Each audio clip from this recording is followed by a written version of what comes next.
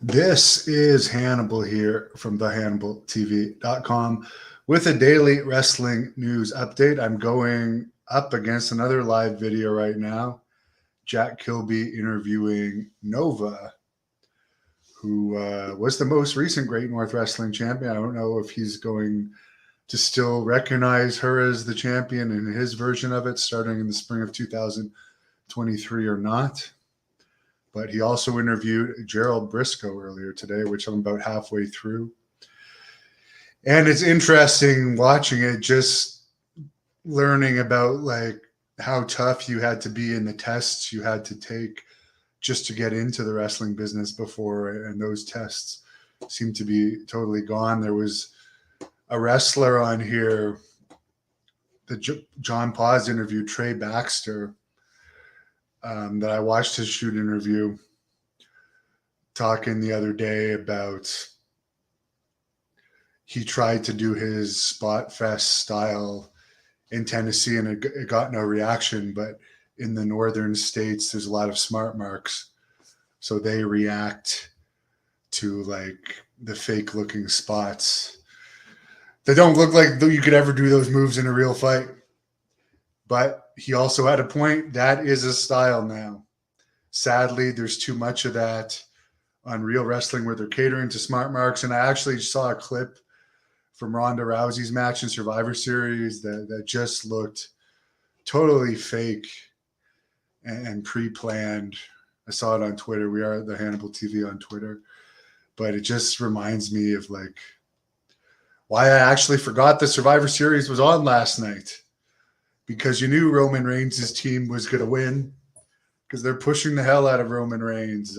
Probably because he's The Rock, related to The Rock, and they want The Rock to have that match against him. But to me, like, it's just too predictable and uninteresting. But I will get into those results.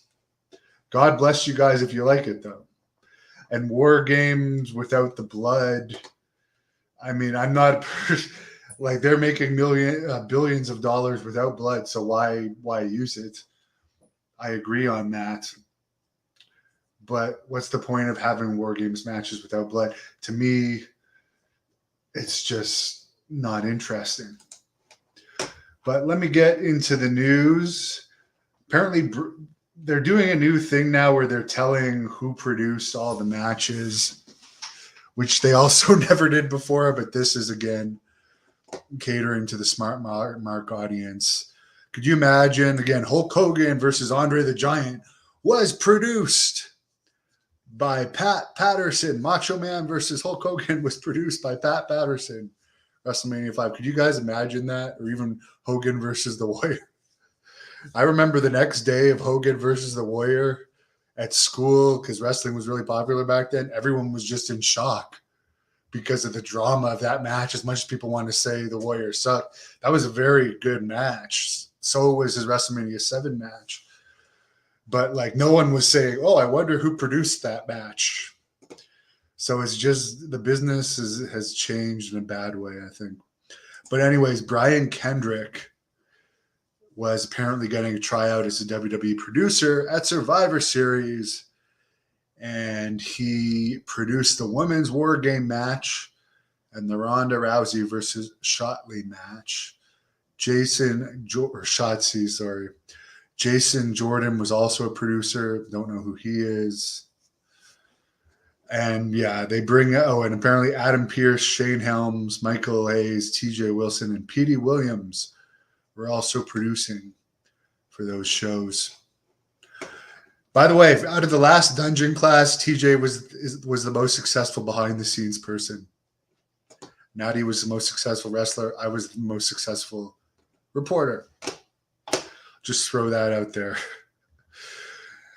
So I'm glad to see that TJ is doing that. But as I said, I don't agree with this crediting the producer. Again, if you want to credit people like it's a fucking TV show, put these guys in the Actors Union. Because you're acting like it's acting. They're doing scripted entertainment that's clearly scripted. But you're not allowing them to join the Actors Union, whatever. But anyways, there's a lot of internet I don't know what you want to call them, trolls or whatever, complaining that Kendrick was brought back because he actually quit WWE in February and was supposed to wrestle John Moxley in AEW.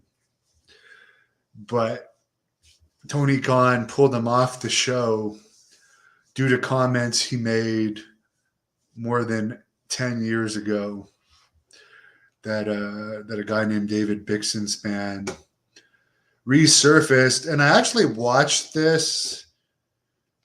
I mean, this is just conspiracy theory stuff. I mean, he's clearly a pot smoker talking conspiracy theorists.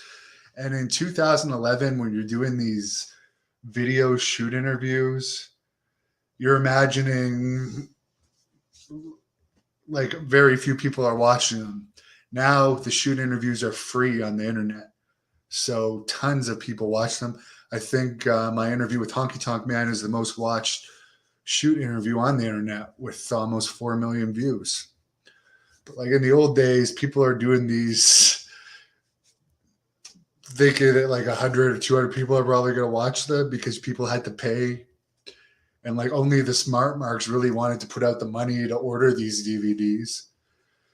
But now they pop up in Google searches. But yeah, I watched it and it seems like he's just talking crazy conspiracy theories with reptilian aliens and stuff.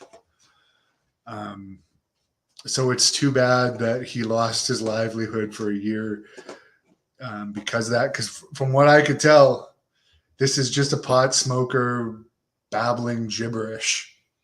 And I don't think he actually meant to offend anyone by this. He was referencing a conspiracy theorist named David Icke, who I've heard of. So I mean, I really don't think this guy was really doing anything but yapping about conspiracy theories. And he has since apologized for offending people, and I do believe he's legitimately sorry for what he did there. And I'm not saying it's right, but like he's talking about reptilian aliens in this. Like how serious can you take this guy? I don't know. Apparently, WWE is doing an event in India January 22nd. Or sorry, the last one was January 22nd. This year's is going to be January 26th.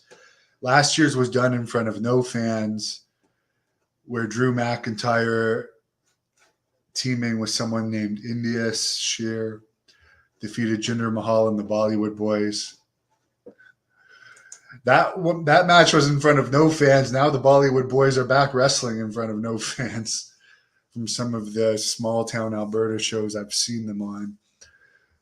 But I just find it funny that Jinder Mahal is the most over Indian guy that they've had. They had that big stadium show, Mahal versus Triple H, where Triple H beat him. And then they have Drew McIntyre and an Indian guy that people don't know yet beat Jinder Mahal on their first show. To me, I know there's lots of Indian wrestling fans.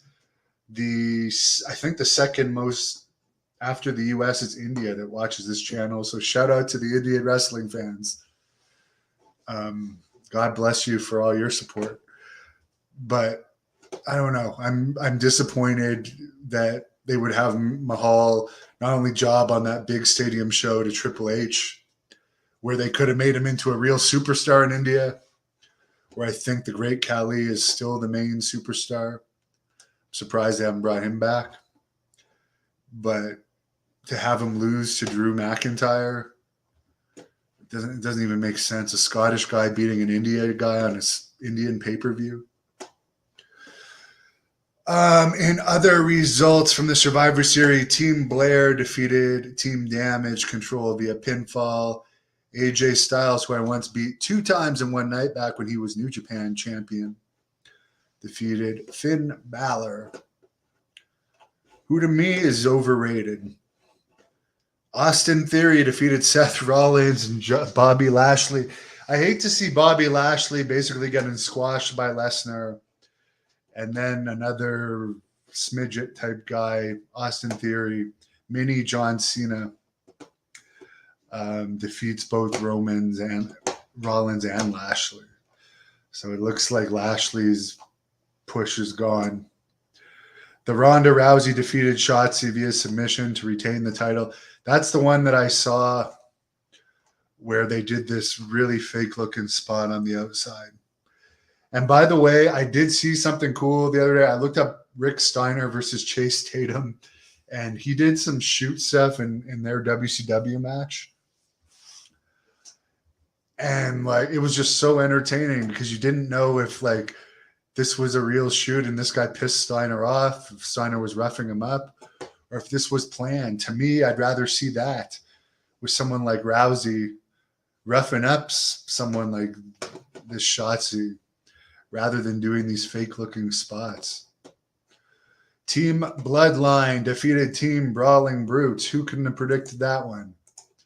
Via pinfall.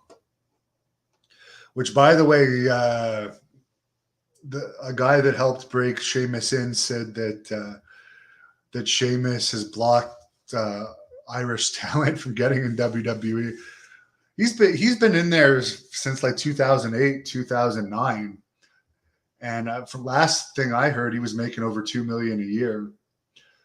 But I noticed a few people in the comments says he doesn't have that much pull. Well, have you seen another Irish guy in WWE with a push since Sheamus? I mean, reportedly Kevin Owens has done the same thing for people from this area. He's blocked people that aren't his friends from getting in WWE. Cedric Rougeau, 6'7", with, as I said, Jacques Rougeau's son with the Rougeau name. That when he walks into a bar or restaurant, the girls literally all turn because he has those good looks and he could do 450s and stuff. I mean, why wasn't he at least signed to a development contract with all these football players and stuff that they signed with no experience? This guy with the Rougeau name, which the Rougeau name is still the best known wrestling name in Quebec, mysteriously he doesn't get a contract, and we all know about the heat with Owens and Rougeau. So I don't know, and there's lots of other people from this area where I've heard that about too, including Jeremy Prophet, who Kevin Owens once backed down from in behind the scenes incident. By the way, I think Ted Hart's going to be on this channel doing an interview with Jack Kilby next week. He's called me a few times, but my dog's really been ill this past few weeks. I haven't actually talked to Ted yet, but I understand he's going to be doing an interview on this channel about his thoughts on the documentary, as well as the guy that I guess started off producing this documentary with the producer that ended up selling the footage to Peacock for like $250,000 American, from what I understand. And this other producer who's going to do an interview with us on Tuesday is going to talk about how this guy actually stole some of his footage and is a pretty shady guy, apparently. And I wouldn't be surprised, which, by the way, John Paz and I did review the Ted Hart Dangerous Breed documentaries. And I found this interesting. Chase and Rants,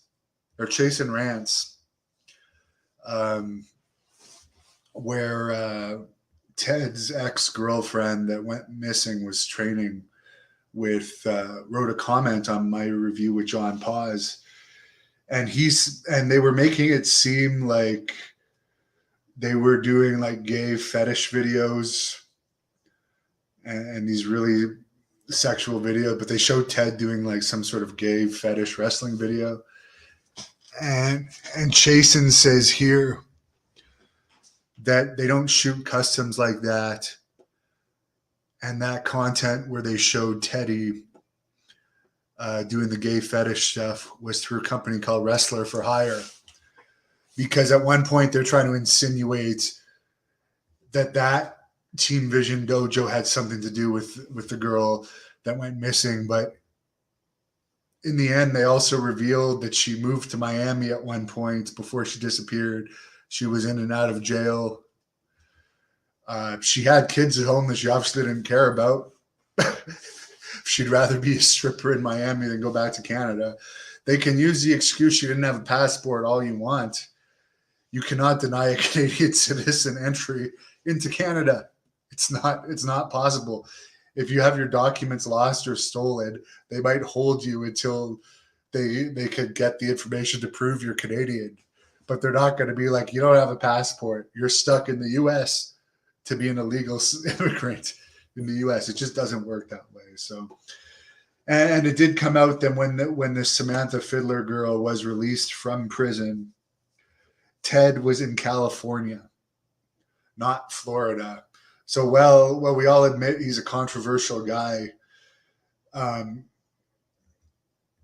is he going to make a girl go missing in Florida if he's in California? Just doesn't make sense. And they hadn't been dating for a long time between. So anyways, there's a lot of weird stuff about that documentary. I'm not 100% on anyone's side, but the guy that produced it gave himself so much camera time. Like, he not only did he film himself doing interviews, but he filmed them doing interviews with himself. He filmed himself watching himself do interviews with himself. And I honestly think he might have more camera time than Ted. Just an arrogant guy. Pablo says he saw the whole pay-per-view with the Ronda match I was referring to, and he said the match was bad. I mean, why would they, again, why do they want to do these planned fake-looking matches rather than realistic matches? To me, it's a huge turnoff. The age of the average smart mark, I don't know, but I think the average person that watches WWE, let's look that up. Average WWE viewer, 50. 50 is the average age of a WWE viewer. Let's look at AEW, which is more of a smart mark show. Oh, 47. 47. And I was just about to put, sorry, I'm going to post a clip with Buff Bagwell later where he's talking about the groupies have turned from women to men in wrestling. It's not girls wanting to have sex with you anymore. It's guys middle-aged men wanting to take pictures with you, coming up to you at bars. And by the way, for the people giving Alan Funk heat for that video that he let me post where he's confronting Bagwell, Bagwell said he was going to punch him out when he saw him. So all he did was call him out on it when he saw him. You can't hold that against somebody.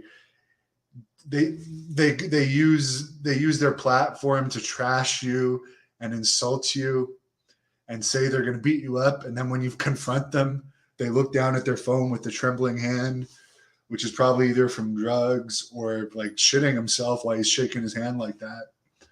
Also, he's picking his nose and stuff. Like, that's just weird. Walking funny, and not just from injuries. He looked like he was on something, but like, for the people that are getting mad at Alan Funk for confronting the guy, he's talking trash about people. You can't, that's the thing. People these days just want to be able to talk trash about everybody and have no repercussions.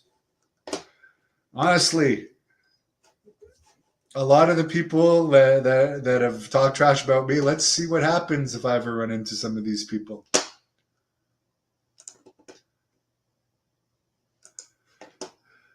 Don, I've never heard of anything like that. I don't know if that's a joke or what. XJ Gaming, happy birthday to you. 4Dub V giving me the fist pump.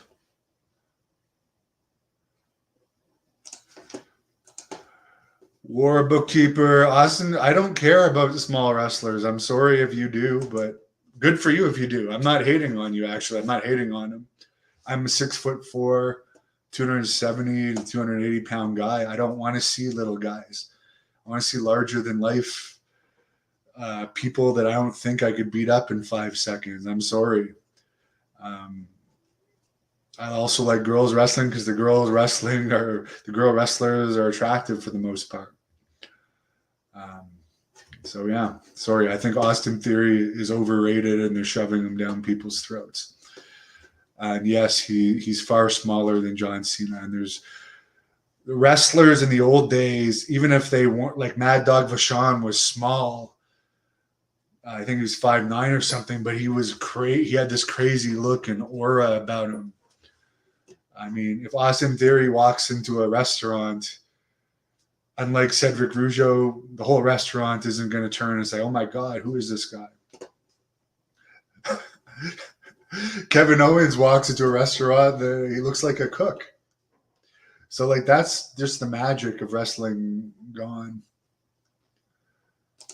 Jason, my weekend wasn't that great because, as I said, my dog. I'll show you an update on her. She's still not 100%, and it's actually very, very hard to see her like this, and hopefully she keeps fighting through. Hey Piper, say hi to everyone. Tough little thing. She says thanks everybody for the prayers. Yeah, so I'm not even picking her up today because she's in pain. I just shot that before I did this because people have been asking about her. But I hope she's okay.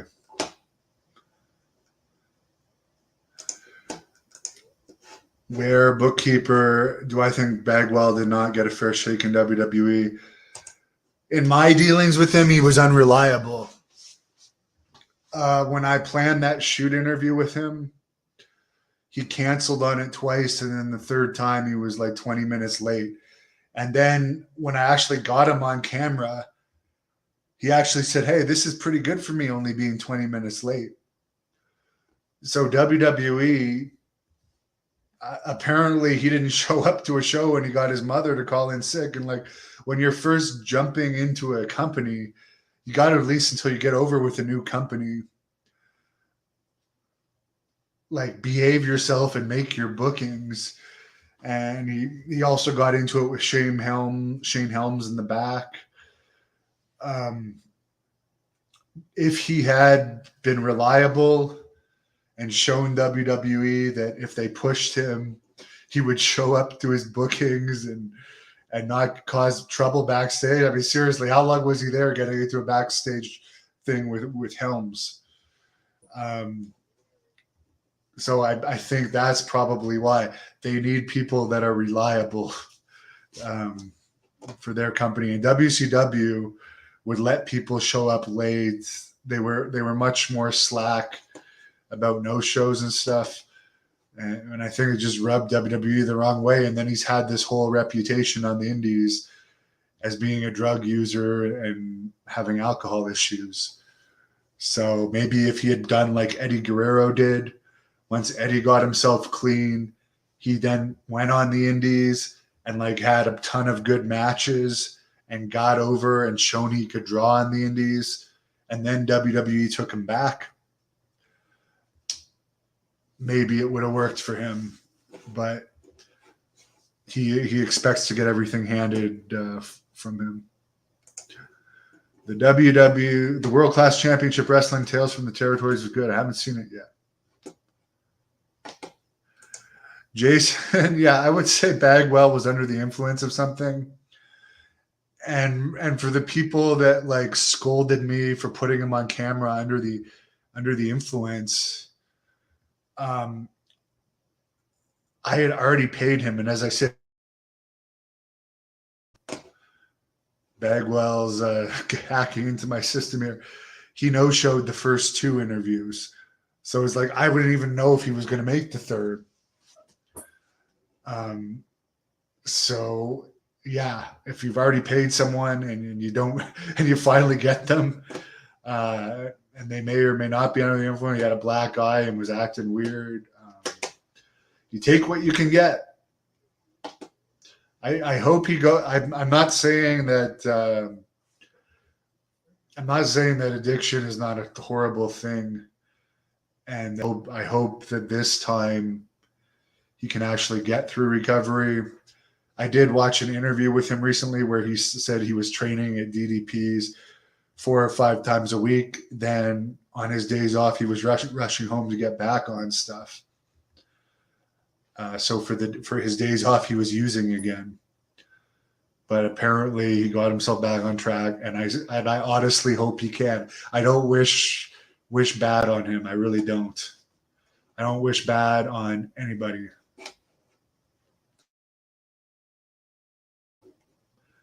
Mitch Miller says Austin threw him out of the building. I don't remember that.